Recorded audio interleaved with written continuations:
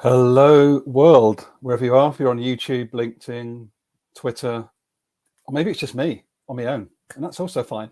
Hope everyone's doing well. If you're watching this live or watch this back, I've realized that I've written quite a bit with Dennis Picotto on his Biz Catalyst 360 channel. And what I was looking to do was just go live, narrate some of the writing that I've done in the past in case it's helpful for you today, or indeed if it might be helpful as part of a repurposed podcast in the future. But one thing's for sure is I think it's important to talk about our lived experiences. And one of mine was having testicular cancer surgery. And so what I'm going to share today is the first part of two writings that I shared on Biz Catalyst 360. And again, I'm just going to narrate them. If anybody does join live and they want to ask any questions, feel free to answer them, to ask them, and I'll come back to them. But I'll just get into it and start discussing a true test of mind over matter. And I wrote this back in early 2020 as the pandemic hit and as I was walking towards my diagnosis for testicular cancer.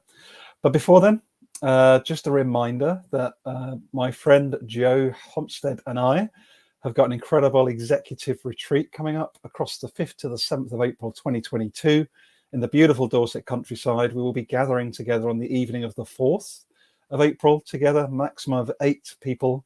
It's going to be an incredible, deep, exploratory, co-creative experience, and one I know that anybody that is leading an organization or leads their own business would value greatly. The ability to slow down, to reflect, to renew, to learn from people from diverse backgrounds, and to help really just co-create some downtime, which will create the conditions and the space for you maybe to have that new idea or to build a new connection that could be you might want to work with. Or maybe it's just for you to be able to get all that stuff that's up in your head out through your mouth through a facilitated environment, which Joe and I will host for you. So any questions, feel free to drop me a line or Joe, and I will get into sharing my screen. So again, do check out Dennis's website. It's brilliant, Biz Catalyst 360. And so this is the first part of the testicular cancer journey of mine. So I'm just going to start the narration now. Bear in mind, this was around February, March 2020 when I first wrote this. So mind over matter is an idiom that I've heard, said, and reflected on many times during my first 43 years on the planet. However, often as a throwaway comment. I've developed a different relationship with this phrase over the past 2 months. So looking online, I found one description of mind over matter being used to describe a situation in which someone is able to control a physical condition or problem by using the mind. So the matter. On 23rd of January 2020, I paid to see a private GP in London. And by the way, I realised a massive privilege for me to be able to do that, as I felt that one of my testicles was swollen and it felt different. The doctor at the time felt there was nothing wrong, but that I may have a cyst and that it could be ruled out by an ultrasound. Fast forward a few weeks, and I went to a local GP for a further checkup to get the ultrasound signed off. This was agreed, and then a further 3 weeks later, a letter arrived for a March the 17th, 2020 appointment. At this point, I'm progressing the matter, and my mind is fine. I'm just looking forward to traveling to the US to be part of the Austin Humans First experience and to meet a range of friends and peers at No Longer Virtual in Chicago. The mind. On Tuesday, the 3rd of March, 2020, my right testicle had further hardened and felt somewhat enlarged to the point that I felt moved to go back and book another GP appointment, just to be on the safe side. The female doctor was wonderful, caring, supportive, and managed to bring my ultrasound forward to the upcoming Thursday, the 5th of March, 2020, after ringing the hospital as I sat with her. I've called this article a true test of mind over matter, as I'm now nervous. It might be a cyst, or it might be the C word. And, as I even sit here expressing this as a narration, I'm taken right back to that particular moment. Your body remembers stuff, right? Either way, I would have some further clarity this Thursday. but the awareness as to where my mind and thinking was really was quite profound. One moment I'm reflecting on how lucky I am to have such a wonderful wife. Thank you, Jackie, my gorgeous wife, and 3 amazing stepkids. How grateful I am for them. And then the next, I should update all of my internet accounts, logins into a Word document, just in case the worst happens. If I do have cancer and a rapid demise, you just don't know. Then I feel bad that I've cancelled 2 podcast recordings because I'm not feeling fully free of mind. I don't feel bad or stressed, just a bit wondering and not present enough to do the guests or the podcast justice. Mind over matter 1. 3 years ago, I would have gone down the rabbit hole of fear, anxiety, and frustration. Today, I'm grounded, present, yet reflective. If I do have cancer, it's just a fact of life. It does not cause me to feel good, bad, or indifferent. It is my thinking about the situation that will create my emotional response to the matter. Our mortality is an important reminder at times of reflection. I'm hopeful and believe that whatever the outcome of Thursday's ultrasound, that our wonderful NHS, the National Health Service, will do its very best. Indeed, I was so moved by my experience with my GP, Dr. Walker, that I sent her the below email. Without trying to be dramatic, I was drawn to remind myself of the 5 Regrets of the Dying, a book that Laura Izzard introduced to me some time ago, but that has sat on my bookshelf since purchasing it. Those 5 regrets were: I wish I had the courage to live a life true to myself, not the life expected of me by others. I wish I hadn't worked so hard. I wish I had the courage to express my feelings. I wish I'd stayed in touch with my friends. And I wish I had let myself be happier. And I'm catching myself in the moment without trying to be dramatic. What an interesting patriarchal comment has been fed to me at some point in my life, that discussing cancer I don't want to be seen to be dramatic. How fascinating. As of today, do you feel that you would have any of the above regrets if today was your last day? That's my invitation to you. If you are watching this live or watching it back, would you, are you on a course of life to end up with the same or one of those regrets if you was on your deathbed today? I'm grateful that my journey of life would have had a red flag, would only have had a red flag about 0.4. I wish I'd stayed in touch with my friends. Something I'm now more mindful of and following this reflection. And of course, this is at the beginning of the pandemic. Matter over mind 1. Later that evening on March the 3rd, 2020, I went to the gym for 40 minutes, which felt good. I then had another what if question arrives. What if this is the start of the end? And again, I remember in my body as I share this, exactly where I was and what was going on. Tears and emotion and then calm. Thought is a powerful thing. I had no idea at this juncture if I just had a cyst or needed surgery. Yet this reminder of how powerful our thoughts are for creating our reality was really clear. The Mind on 4th of March 2020. This morning I wake up lighter. My mind is clearer, more hopeful, more resolute. How I know this is the questions that keep popping up yesterday have abated, for now at least. I've made 6 friends and family aware of my ultrasound tomorrow, and whilst I did not want to share it necessarily, I had an overwhelming urge to connect. I burnt myself out 4 years ago. Let's say burnt myself out 4 years ago through living in my head over a 6-month period. Overthinking got worse and worse day by day until I went bang. I'm not a burden to others by sharing. I'm purely sharing what I have, something on my mind, and that will be resolved this week. Everyone has been supportive and everyone has been empathetic and caring. This is what true friendship looks like. Friends that can sit with you in the moment with you and not feel awkward and want to rush through it. Thank you, friends. The Matter on the 5th of March, 2020. Today was the day. At 16:30 UK time, I will have my ultrasound. I'm, of course, a bit nervous, but I will be in the best possible place for me if any discussions need to be made. I feel relatively calm. I had a great chat with an event organizer in South Africa, and who may want me to speak and facilitate a workshop in August 2020. My wife flies back from Phoenix, USA in the early hours of tomorrow morning, and I cannot wait to see her. I'm hopeful as a positive way forward this afternoon. There is too much service to be offered to the world around rehumanizing ourselves, work, and the wider world. I just want to hold space for that little bit, just for a moment. please, please, please, if I may offer an invitation, if you do watch this back or you are watching live, please don't wait to get cancer. Please don't wait for your other half to leave you. Please don't wait for the pay rise until you step into and start speaking your truth and having the conversations you want to be having in your body, but maybe you're suppressing at the moment. Don't wait, please. Just flipping through to page 2 of 3. Mind over matter 2. I have the ultrasound and it is not conclusive. However, at 17:40 p.m, 70 minutes after my ultrasound, I've missed a call from the doctor at the surgery asking me to call them urgently, but it doesn't need to be today. I know mobile or other means how to reach them. Now I'm doing okay, re my quality of mind, but this shot my heart rate up, so I drove to the surgery and asked to speak with the doctor, but the surgery door was closed.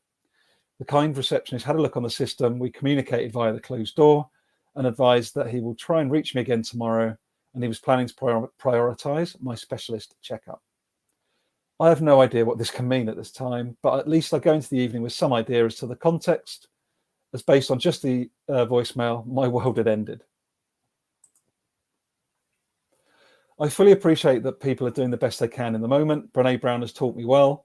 My mind wanders between excitement that I get to see my wife and kids again tomorrow and the curiosity what exactly the doctor's message is going to be tomorrow. With a US trip planned from the following Monday, the 9th of March, this really is in the moment human stuff unfolding. Could it be cancer? Question mark. Excuse my intakes of breath, because it was cancer, and it's the first time I've narrated this. You know, when you speak something in your head, but you don't actually say it out loud, and particularly live, it feels a different embodied experience. So could it be cancer? The reality of the situation, of my situation, was that I was experiencing a full house with regards to below 4 symptoms of testicular cancer. So since this may be why the doctor wants to speak so urgently. Those symptoms of testicular cancer, for you out there that have testicles, please check them today. Please check them regularly. Most lumps or swellings in the scrotum are not in the testicle and are not a sign of cancer, but they should never be ignored. Other symptoms. These are the symptoms I had, which led to my right testicle being removed. An increase in the firmness of the testicle, a difference in the appearance between one and the other, a dull ache or sharp pain in your testicle or scrotum, which may come and go. That happens so often. And a feeling of heaviness. Yeah, all of those were so regularly present before I had this specialist appointment. I went to bed at 21:30 p.m, read for 45 minutes, then collapsed into my best sleep in several weeks, getting 8 hours solid. There's a lesson there. The lesson isn't go get cancer. The lesson is to go to bed early, which I still don't do enough. The matter on the 6th of March, 2020. I took a walk up to the doctor's first thing on the 6th of March to find out more about any next steps after the doctor left me the panic message the night before. And they were off today. Gratefully and luckily, Dr. Walker, who saw me earlier this week, was the duty doctor and was able to see me after a short wait. There is an abnormality, no doubt about it. However, it was not conclusive. Within the next 2 weeks, likely next week, I will see a specialist to review the situation further and have some blood tests. I'm the first person these days to recommend sitting in our emotions, and my goodness, I did that this morning. I experienced the full range of the Kubler-Ross curve today. If you check out the Biz Catalyst 360 article, you'll be able to click through to that, which is basically, it's like the Kubler-Ross curve of grief. Matter over mind 2. A strange cocktail of thoughts and emotions resulting in tears includes: I'm only just starting to make a meaningful contribution to the world outside of my day job and amazing family. I really hope it's not cut short. Happiness that Dr. Walker received my email earlier this week, shared it with her family, and said that she will add it to her appraisal later this year. Excitement that I get to see my wife this afternoon and our children this evening. Frustration that I will miss out on being part of the Austin Humans First experience next week, including meeting inspirations such as Kimberly Davis, Mike Vacanti, Cornell Thomas, plus the cool peers that will attend.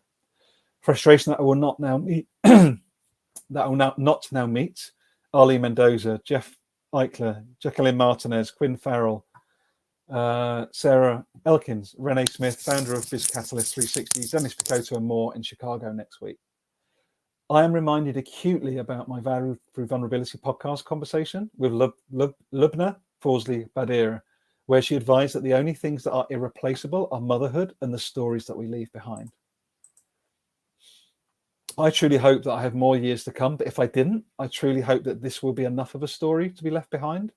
That means I left the world in a better place in which I found it, that I didn't take too much. Deeply mortal thoughts are increasingly common. It feels like the matter is winning over my mind. I reread the above reflections the same evening. It makes me upset, but also grateful. There is no clarity. It is all about the journey. This is the ultimate metaphor for life. I'm truly hopeful that whatever my medical ailment, it will be treatable and that there's a lot more impact. And we all of us will continue to make on the world that needs so much more healing. You, me, all of us, the world needs more healing. But as I go into this weekend, I go into it humbled, connected, frustrated, grateful, with a distinct feeling of mortality. Also, I go into it with a high quality of mind, belief in humanity, and a belief in a better world. The Matter on the 9th of March, 2020. I had a wonderful weekend with the family, connected with friends virtually, keeping them up to date with a lot of laughs along the way. Today, I feel some pain. I should be on a flight to meet Mike Vacanti, Kimberly, Cornell, and many other awesome humans, but I'm still in the UK. The decision, however, is already proving to be absolutely the right one. Blood tests were carried out at 13:35 p.m. today at my GP in advance of any treatment, and I just had the call at the hospital, had a cancellation, and therefore I can get to see the urologist tomorrow afternoon. That is up to a month of time saved, worst case 2+ weeks, as I would have only returned on the 16th of March for the ultrasound on the 17th prior. Yet since last Thursday, the 5th, I've now had my ultrasound, the blood tests, and now into specialist tomorrow. I will be with Mike Vacanti in spirit as we record episode 100 of the Value Through Vulnerability podcast today, and that will bring a lot of joy. Just loading up page 3 of this Mind Over Matter narration. Oh, hopefully, anyway. Something's happened. There we are. Let's try page 3 again.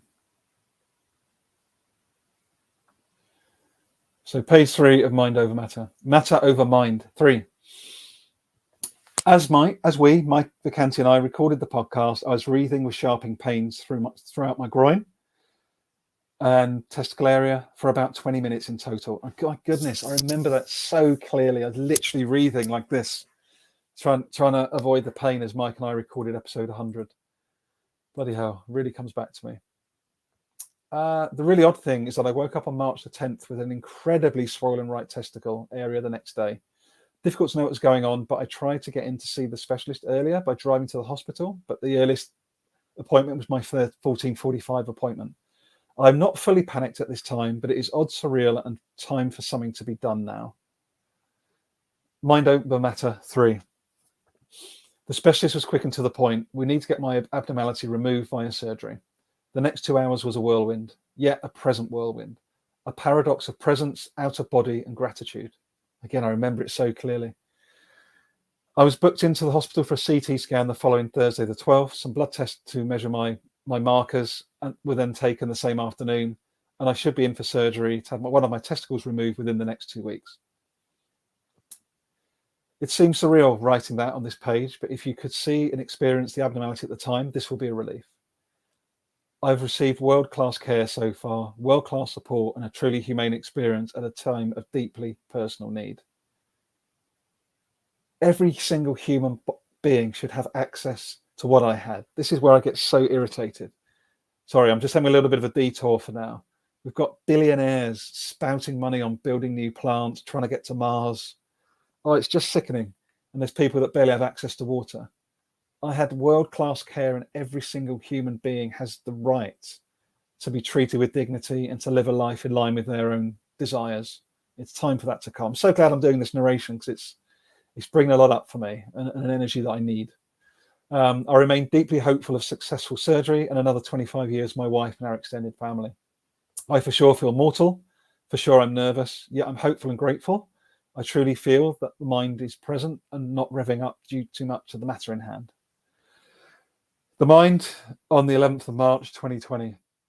My wife, in consultation with our eldest stepdaughter, dropped everything to come and be with me in advance of my CT scan tomorrow. Such a mixture of emotions: gratitude, fear, optimism, hope. It was a poignant, somber evening, but not unhappy. Just for the first time, we had seen each other since the previous Sunday. A lot has happened since then, yet the support, love, and care of humanity, close friends and family, friends in the wider network, and even looser ties, all offering genuine, heartfelt messages of support, was just so humbling. We truly are all connected. We really are. Late that afternoon, I got a call from the urology department at the hospital that my surgery had been booked for 07:15 a.m. on Friday, the 20th of March, in advance of my CT scan results coming back. The Matter, on the 12th of March, 2020. Having my wife Jackie with me today meant the absolute world. To have her next to me and with me these past days has transformed my relatively hopeful thinking and my experience to outright positivity and optimism.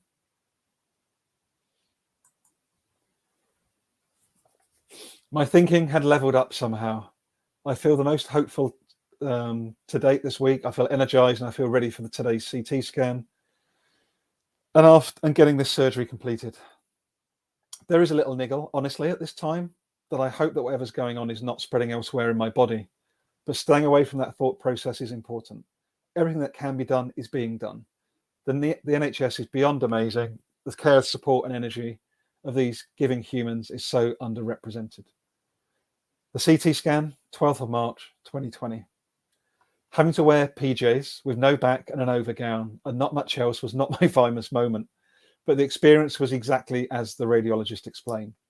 5 minutes with my hands held above my head as the CT scan did its work. During the process, I had dye injected into my body to help the imaging show up more clearly. Jackie and I headed to a Starbucks afterwards and some food as I head. Sorry, I'm getting quite taken aback in the moment as I remember exactly where I was as this all happened and with Jackie at the Starbucks near the hospital. Jackie and I had a Starbucks afterwards and some food as I had to fast from breakfast time, and boy was I hungry. The surgery, 9th of March 2020, the ultimate test of mind over matter. I was grateful. So I'm going to take a drink. I was grateful, especially with the ongoing COVID-19 challenges.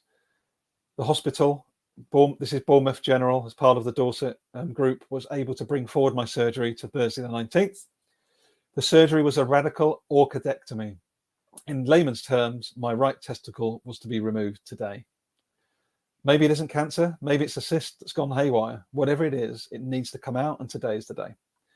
From the moment we arrived at midday to the moment I was wheeled out by my wife Jackie to the car in a wheelchair at 18:30 the same day, I received world-class, incredible care. The receptionist, the first nurse Arthur, the second nurse, the anaesthetist, the surgeon, the third nurse Kristen, the fourth nurse Amy. I really tried to capture everybody's names with Jackie's support, but with everything that was going on, we did not fully achieve our objective. But truly, thank you, every single one of you, and indeed everyone that works in these so-called, these days, essential services. It's far more, critical services is actually another layer I'd go to. This was only the second time that I'd experienced anaesthetic, and my goodness, it was surreal. The last thing I remember the anaesthetist say was, "I will be with you throughout the whole procedure." The next moment, literally, I was waking up and having an egg sandwich. Fast forward 5 days to Tuesday the 24th of March, and I'm recovering well. I had my dressing change and the wound is healing up. Well, so far, no infection and no issues. I do await a call from the histologist to advise if any further treatment is required or the removal has cleared my issue. Oddly, all the way through 19th of March 2020, my surgery day, I felt calm, present, and hopeful. My mind appears to have stayed strong and not allowed the matter in hand to trigger overthinking. I sit here grateful so much. I sit here hopeful for so much. I cannot exercise for 4 weeks and I cannot drive for at least 2, but this is the scale, in the scale of the world, seems very manageable. Recommendations. Men, please check your testicles regularly. Everybody, realize that your thoughts create your reality, not the matter in hand, even if it is potentially cancer. I hope these reflections serve you somehow.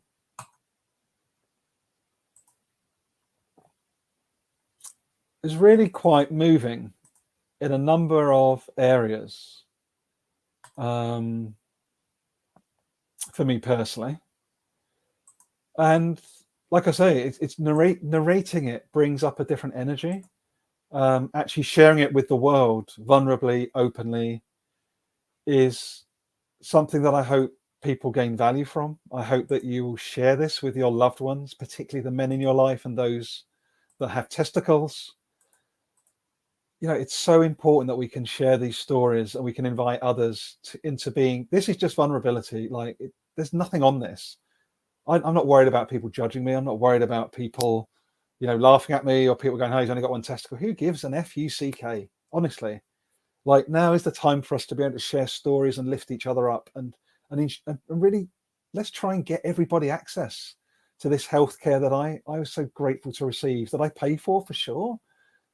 But it's one of the absolute gems of this country, and amongst a world of division, a world of absolute ridiculousness right now. In many ways, there are so many people that are out there serving to help us heal ourselves from the inside out, to heal collectively, and to heal the planet. And let me just add, as I wrap up these reflections,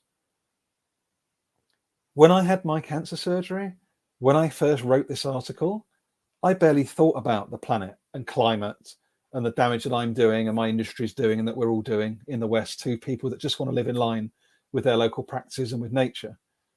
This expression, what I've just shared with you, like, if I was going to rewrite this particular article, it would be all of that and some, because this was really an article that centered me and my experience of life. And I think it's important to do that, to show that it's okay to model vulnerability. But in the end, actually what I now need to be doing, and that's why I'm doing it at the end of this narration, is centering those most harmed and oppressed by our Western ways. For me to be able to share this with you, there's rare earth metals, there's plastic, there's a whole range of raw materials that are being taken from different parts of the world, quite often the global south. So global south, Africa, Southeast Asia, etc., so that we can have the lives that we have in the West. Yet they are unfortunately quite often being oppressed and damaged. And there's a lot of really unsavory stuff happening to allow these supply chains to actually happen at the upstream level. So we need to raise awareness, not judging anybody. We are where we are, but how do we share these stories, share experiences, so that we can center those that need to be centered, so that we actually shift what the world looks like in the next days, months, and years. Anyway, I hope you're well. If you're interested to receive more updates on things like this directly, you can register with me and subscribe at hexochangenow.com. It really exists. The practice that's emerging, the Hexo Change practice, exists to help transform the connection to ourselves, one another, and systems at large. But again, you can check out hexochangenow.com, subscribe if you want to follow up. And I hope you got some value from this. There will be a follow-up to this, which I'm doing in the next couple of days. And hope you take some value. I really, really do. And please do share it with your loved ones, share it publicly. I'm not trying to get anything out of this. I just want to share the experience. And I want to acknowledge those amazing people, particularly my wife, Jackie, my family, and all of those people that I miss seeing in person, but I hope I will do one day. And much love to all of you. Stay safe. All the very best, everyone.